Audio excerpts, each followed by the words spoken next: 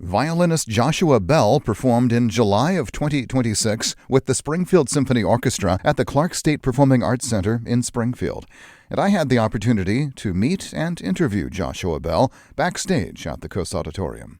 I'm Larry Corresel, and this is Arts Focus. The last time I saw you live was 40 years ago. We were both just kids, and you were here in Springfield with the Springfield Symphony doing the Bruch First Concerto, and now you're back doing the Scottish Fantasy. Welcome back. Yeah, thanks. Isn't that something? They just gave me this program, showed me the program from 1986.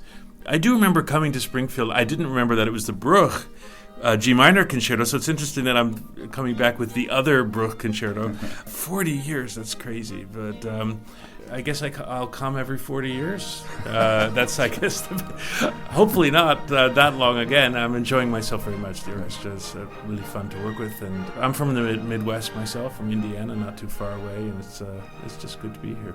It's a wonderful orchestra. I was amazed to see that there were several members of the orchestra that claimed that they were playing 40 years ago when I was here, so that was kind of cool. Walk me through the Scottish Fantasy. We mentioned the Bruch G minor violin concerto, which is probably the most played violin concerto of all, and for good reason. It's an amazing piece. But Bruch himself was annoyed in his lifetime that everybody, it was a very famous piece back then during his lifetime. Everybody was playing it, and he was known as the guy that wrote the G minor concerto, and he was annoyed by that because he wrote many other beautiful things, including the Scottish Fantasy, which is one of my personal favorites. He doesn't call it a concerto because it's a little different format. It's based on folk melodies, Scottish folk melodies. It's in 4 movements rather than 3. So it has a different, I think fantasy is a better description of it. It's glorious. I mean, it starts with a kind of funereal march that is very haunting and beautiful. It's one of the most beautiful movements. The very first, the atmosphere of the first movement is incredible. The second movement is a Scottish bouncy, fun folk tune.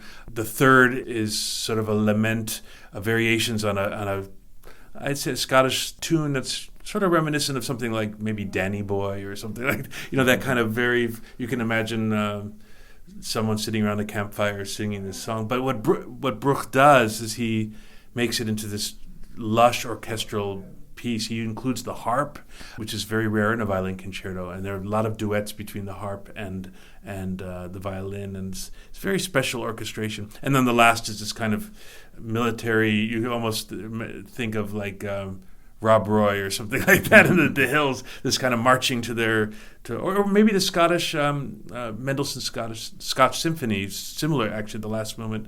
I think it's similar marking, guerrero marking, which means sort of warlike.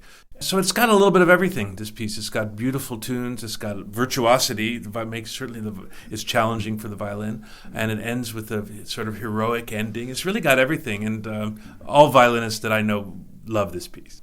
One of my favorite things you've done, which has also been many years ago, is the soundtrack to The Red Violin with the music by John Corigliano. What was that experience like? Of course, that's going back a few years to the late 90s, too. Yeah, the Red Violin film came out in 1998, so that's coming close to 30 years that he wrote this incredible soundtrack, which he got the Oscar for, and featured the violin throughout, of course, because the film was about a violin. That was a wonderful project. I loved working with him. He's still around and composing. He just wrote a song cycle for my wife, Larissa Martinez, and myself, because we do shows together called Voice in the Violin.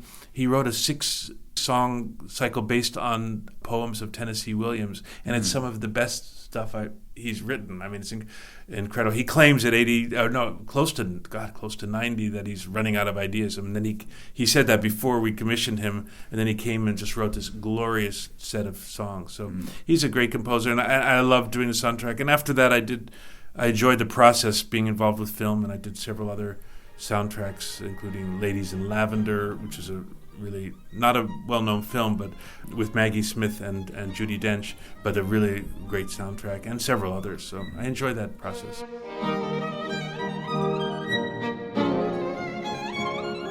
Joshua Bell recorded backstage at the Kuss Auditorium in July of 2026.